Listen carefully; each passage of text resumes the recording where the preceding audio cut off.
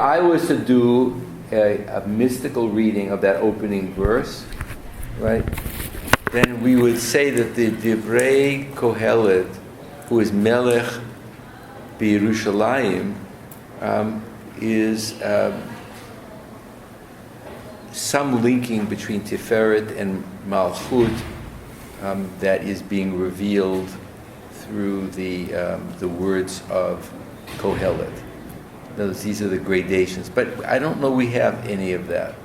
So I'm more reluctant to go where you're going. I think I will go with the way I'm going. I think that Qohelet is, but I will work on it. I'm going to. Yeah, I know. You may have. There may be a key. For me, the paradox of the book, which I can't solve, and I don't see how we can solve it from within the text, is, as we'll see in the final text that we look at, every word of Scripture is. I think that Qohelet is the archetypal exegetical key to the mystery of Torah, because Shlomo is the ultimate mystic, and what he is revealing to us the mysteries of the Torah. That's why we have these correlations. The same way we see what we don't have stated about Qohelet, we do have stated about Shir HaShirim. So in the Zohar, when it talks about Shir HaShirim, it uses this very interesting phrase. It says Shir HaShirim is Klala Dekola.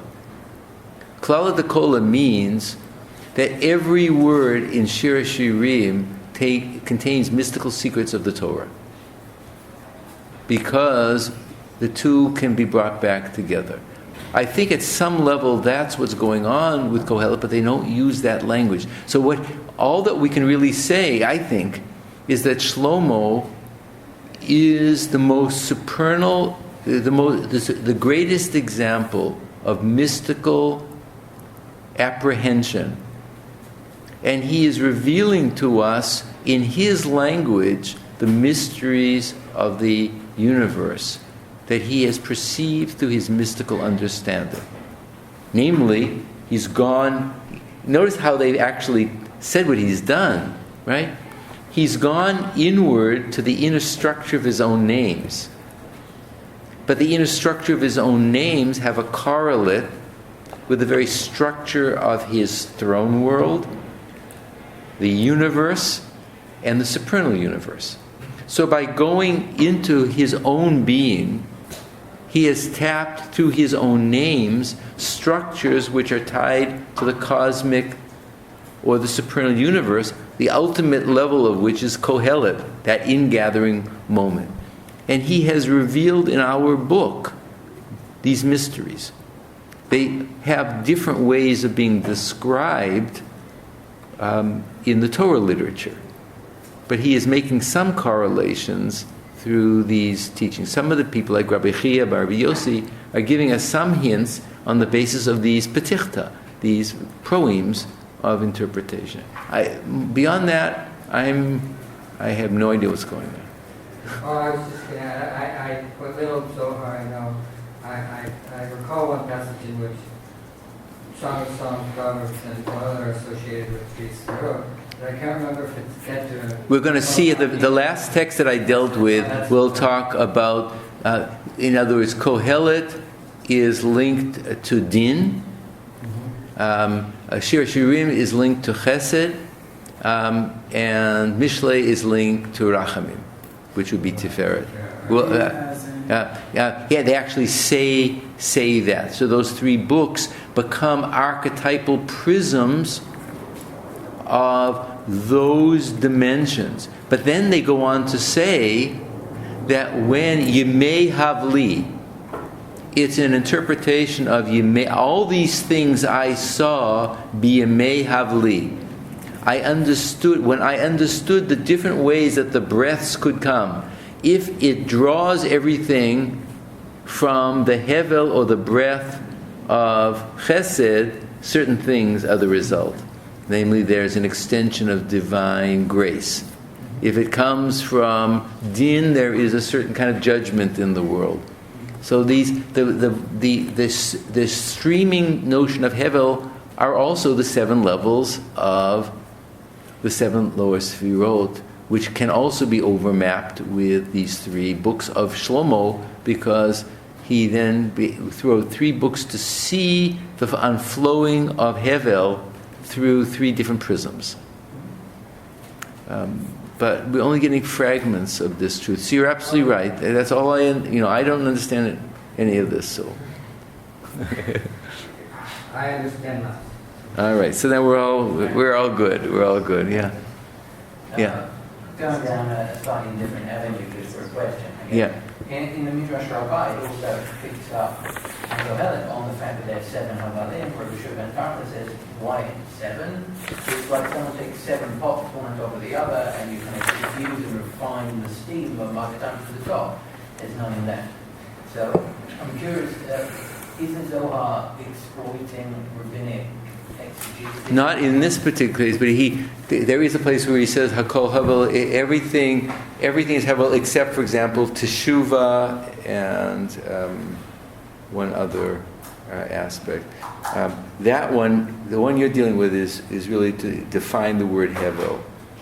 But it's not futility. Is there something there? But there are other ones that the 7 Hevalim could correspond to the 7 stages of the human being. Right? The first stage, they're like a king who's carried around on a litter and everybody kisses, and then they start, messing their diaper and this and that, and they have another level. It goes through all the levels until you get to the old age where the person's face turns into a prune, and ugly. So, like, each of these Havalim reflect the 7 stages of mankind. The very notion of 7. Huh? The very notion that there's 7 is the rabbinic. Yes, absolutely. So But there's nothing exactly corresponding to that. Yes, I agree with you. I agree. Yes. How But do you do that relationship? They see basically the rabbinic readings as superficial. yes. It's the hidden meaning is stim within it. Obviously, it couldn't be Hevel, it couldn't be nothing, because there's a Lamala min Hashemesh, and there's all these hidden meanings. So how could he simply mean that everything is Hevel? He already has gotten rid of that problem. Right. So I guess It's hidden wisdom, and the only folly is when a person does folly themselves. I guess the question is the Zohar reading mystic pshat, or is it saying the rabbis have said what they've said and that's the famous of reading, but if you really think about it, there's another layer, or are they saying that we've got the key to how to read this text and it's been read wrong for centuries, or at least by some people for centuries? It might be hard to answer that. They don't talk that way. It's just if you get to the right level of understanding, you will understand the true dimension of that text, which is primordial truth. Right?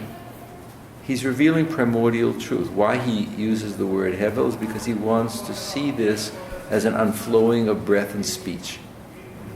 But he could have talked about it in all kinds of other ways. So you would simply say that what the rabbis are doing is they're talking to the masses. 7 stages, you begin like a kid, everybody wants to kiss you. Then you become an old person, everybody wants to stay away from you. And it goes through all the 7 stages of mankind. Or it's another kind of... These are just... Then they would be like levels of popular mishalim. But this is not mashal, this is the truth, man. The whole truth, nothing but the truth. Right? And if you're having trouble with it, you need to go up the ladder. Right, and the rabbis are doing partial truth. I don't know whether the rabbis knew this. They're not saying that the rabbis knew this. No, but they're doing partial truth from the eyes of the Zohar. They're doing something popular for the masses to make sure they're reading this stuff, but basically they've missed it. I don't know if they missed it, but they're just teaching it at a different level. Right? They're stim v'galia. Right? They couldn't be stim if there wasn't galia, and they couldn't be galia if there wasn't stim. They're correlates, one of the other. So let me just finish up the text, and then we'll take a little break.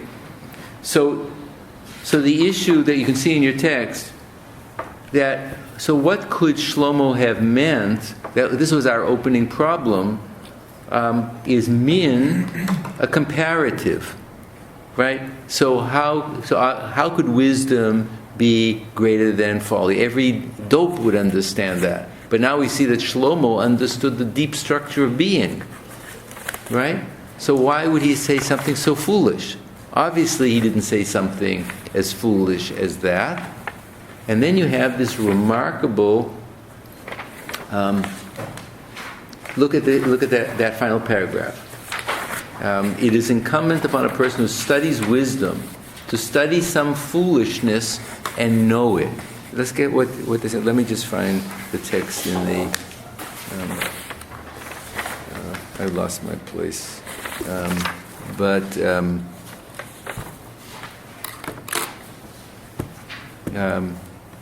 Mamash, Atit. Yeah, so he says,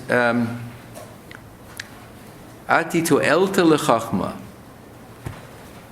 Right? De'il malei lo shtuta ba'alma lo ishtamoda chachmata umiloi. So a person, the wise person, has to know the deep structure of foolishness or the interrelation, because if you didn't understand foolishness, you couldn't see what wisdom is. Thus, you understand things by their opposite. So he's taking over this old notion that the rabbis should begin a teaching with divrei deshtuta. You begin with a joke called bidichuta. It was an old tradition that you get your students' attention by beginning with a joke. You warm them up a little bit. But he's saying that the wise person has to know what we would call the deep play of folly in the universe, or the deep play of existence. Right? If we wanted to use our language, it's the deep play of existence is the other side of true wisdom. Or a person has to learn folly to see things in proportion. You wouldn't know wisdom if the human mind couldn't understand wisdom if they didn't understand its perversion or its countertype. And so that's why the text then ends in its remarkable ways. Look, he says, look on the next page, 297. Don't read that wisdom has an advantage, right? But wisdom is different, mamash. It's really different because you only understand wisdom by understanding its counterpoint, its negative, right? It illumines more and is more illumined. On account of foolishness, wisdom can be comprehended. There's no foolishness in the world, there would be no wisdom. The companions learned the secrets of wisdom from Rav Yeva Sava. He would present them with a lesson of folly by which wisdom could benefit. So this is something that we would want to discuss if we want to understand the Zohar. But notice how he ends by reinterpreting the phrase, I guess, here. So the end is in Ecclesiastes 7:4 is the final verse, or the last two verses. Zeh le'umat zeh asa Elohim. God created one thing over against the other. Right? So here, this is a remarkable transformation of the language where this first appears in the Sefer Yetzirah. So in the Sefer Yetzirah first uses zeh le'umat zeh, they're talking about the polarity of phonemes, of consonants, of vocables. Right? Or it's a kind of susur before susur. You only understand things by their contrasts, right? That's really what Sefer Yetzirah is saying. You only understand one sound on the basis of another sound. Things have to be brought into correlation. That was Susur's great insight. But Sefer Yetzirah was already there, right? But now the book of Zohar is turning this into a metaphysical understanding, right? That positive and negative, light and darkness, wisdom and folly are part of that same integral structure. And you have to be able to see the shade of one to understand the other. No, you have. Right? He has taken, tohu vavohu. So he's taken us to another level, which we would have to discuss in Zoharic terms to understand. What does it really mean to say that a teacher teaches wisdom through folly? Or foolishness? Or teaches foolishness through wisdom? But he's saying that the wise person understands that all reality is integral. And zeh le'umat zeh, things. Now, it's not just the polar side. He's saying we see light and shadow in correlation. It's not clear whether it's just in correlation or one is the backside of the other. That's what makes this so profound and so elusive, or at least for me. We don't know, because then he goes on the final phrase, you see, he says, of this it is written, my heart guiding with wisdom while grasping folly. This is understood to be the ultimate wisdom. Right? He's saying not only is the ultimate wisdom to know that there is this flowing out of divinity of 7 breaths of mystery, but that the positive and the negative are 2 sides of the same coin. Right? This is the core, more precious. So he says, this becomes the ultimate. The ultimate point is then to teach us this statement. This corresponds to what is written, one against the other God has set. But it's not just that. Zeh le'umat zeh. Everything has its counterpoint, and it's all one. What does that mean? He hasn't told us that we have the negative valence of the universe or the opposite side. He's not talking directly about the sitra achra, about the other side, but he is. And he's also saying that foolishness is this counterpoint. That the only way that we see the wisdom is through the spaces of these folly points. But what does that mean? And then he says, how in this last statement, which is extraordinary, it is good that you grasp this, and from the other as well do not withdraw your hand. In other words, he's saying that the mystic is that person who is holding both together simultaneously. That is a deeper level of mystical comprehension. It's not just the insight of Havel Havalim, but we said, so Solomon the wise, who is wiser than any person, understood this mystery of Havel Havalim. But he also said this other truth. And this other truth is a deep mystery as well. And our text is not explaining it either, but notice how profound it is, but we can't, he's not necessarily, it's the conjunction of opposites, it's the polarity of opposites, it's the correlation of opposites, it's the oneness of all things that can only be seen in terms of superstructure, deep structure. What is it? Wisdom can only be stood by the light that's around it, because he says light and dark. The wise can only be understood if you have a sense of humor. You have to have a sense of humor about this deep nature of existence. So now he's by changing the notion of min from a comparative to one through the other. It's the through, right? The min now is so radically transformed that we have a kind of wisdom that we can't even put our heads around. And that is the wisdom that Solomon has just revealed in this verse. We have 2 levels. He's Qohelet, he's gathered everything. But that means if he's gathered everything, he's gathered the structure of the complementarity of all beings simultaneously. And one of the ways that you reveal that would be zeh le'umat zeh, but then you trivialize it. You've trivialized it by saying one thing is over against the other. Because it's not so simply one over against. And it's not so simple that you have to grasp one or the other. You've trivialized it as soon as you've turned that into that language. Right? But we can't talk about it at the level of insight. I mean, we all have that insight of what he's talking about, but we don't really can't talk about it.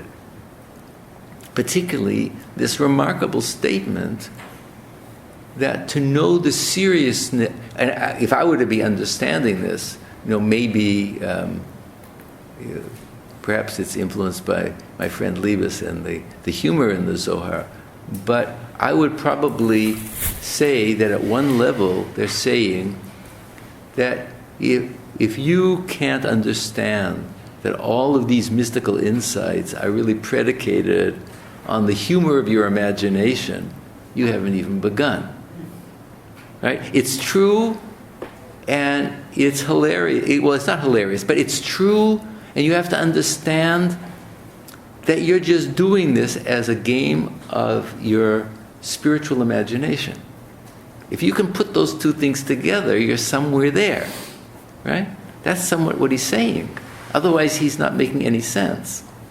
But you notice he's not talking he's transcending dualism, but we don't know really what he means. He's transcending polarities, but we don't understand what it means. He's saying something not just at the apex of what it means to be Qohelet, but he's saying something about the total structure of the insight into being. In other words, simultaneously you have to be able to realize that is the absolute deepest wisdom, and at the same time you have to have the humor to realize you've constructed it out of your own human language, because it's deeper than you can go. And that is, you have to learn it through your own self-reflectivity of sichlut, right? Now, that may not even be what Qohelet means here. That may just be Fishbane riffing on this. I'd like to believe that's what he is saying. But it's perhaps when the Zohar says that the only way to ascend into the unknowable is through shi'urei deliba, through the estimations of your own mind. Right? They understand, because they say that Noda b'sha'arim ba'Allah. That's the famous text that appears in Va'era, that God is understood. Then the Zohar says, how can you say the Ba'Allah is known? How can you say that the divine that is beyond comprehension can be known? So they say, what is the sha'arim? It is the shi'urei deliba, through your imagination. You only can get as far as your creative mind can go. Controlled by tradition, right? Or controlled this. So if we take that insight of the Zohar related to this, we have for me, the unbelievably awesome understanding that to understand wisdom through sichlut is to understand that without shtusa, right? This the folly of what you're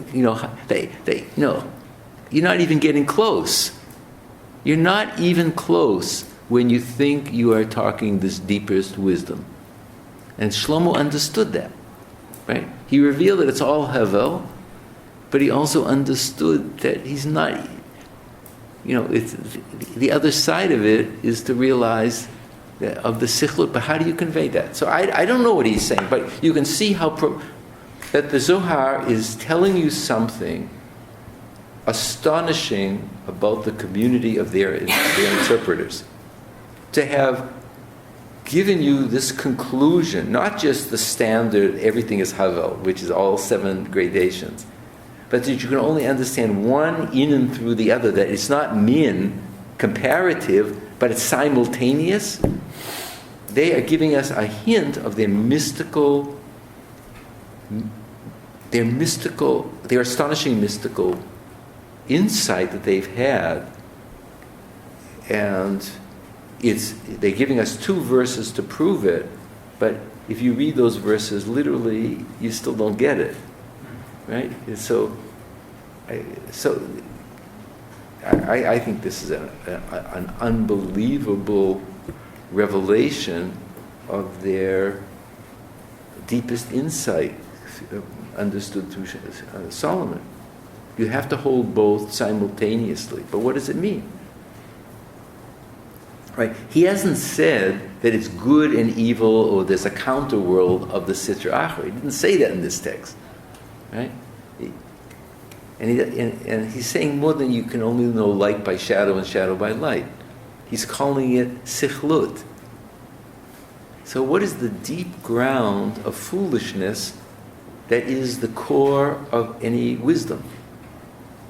And what is the wisdom that you would lose if you didn't have sichlut? Namely, that they're all one. But what does that mean? Yeah? It's an incredible statement. It's just incredible because we can't even talk about it.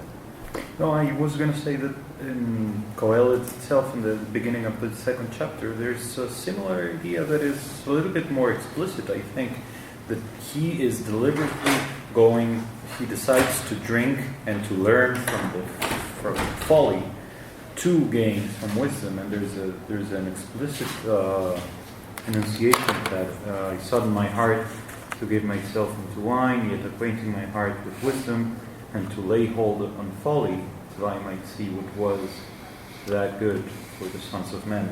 So, in a sense, it's already there going. Yeah, I agree. The closest that we have as an explicit formulation, maybe this will take a break, is those of you who remember the first great Maisa, the story of Rabbi Nachman. I was going to ask you now. All right. So what Rabbi Nachman says, he uses the Yiddish word katovas, which is a Ukrainian word. The word katovas in Ukrainian means, I don't know, it's like Shiva. She's going in all kinds of directions. The only way that you can really teach wisdom to people whose head is blocked is to flip them into another level of consciousness. Oh. Yeah. Is this the Kaddish? Huh? Is this the Kaddish when he goes to the... No, it's the open, it's Bat Melech. It's the open... but also in Yeah. in the Maisa with the king and the portrait. Yeah, but that's a different one. But he uses the word that I'm referring to in the Yiddish is that you tell the story with a certain kind of humor which can flip your mind into another level of wisdom consciousness. That's at least the way that one great interpreter of the Zohar, Rabbi Nachman, understood that. I don't think that's necessarily the way this is going on here. But it's a kind of, it's like the Buddhist koan, right? It becomes a koan that breaks you into another level of consciousness. In this case, it's the humorous issue of bringing wisdom in such a humorous or paradoxical manner that you're flipped into another level of thinking. Anyway, I'll take a bathroom break. As a matter of bedichuta, okay.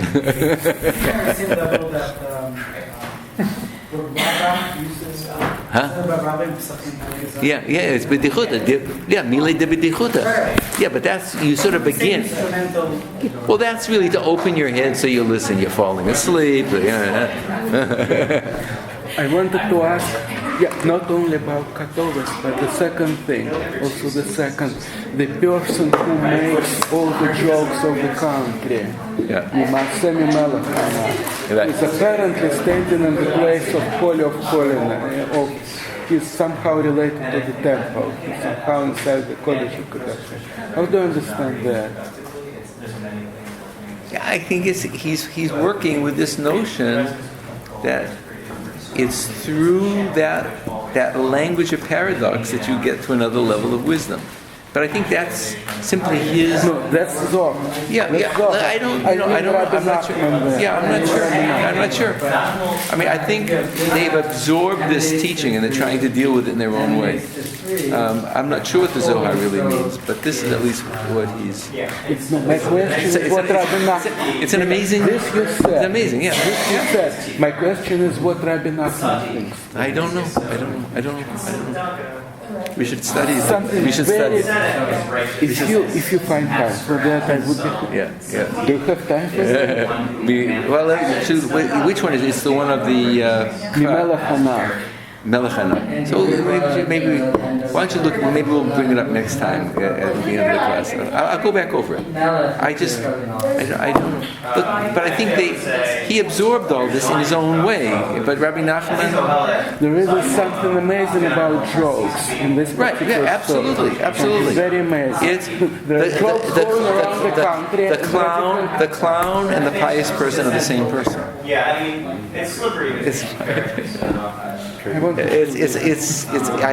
think this is. I want to just run to the bathroom. I think it's amazing. I think it's amazing.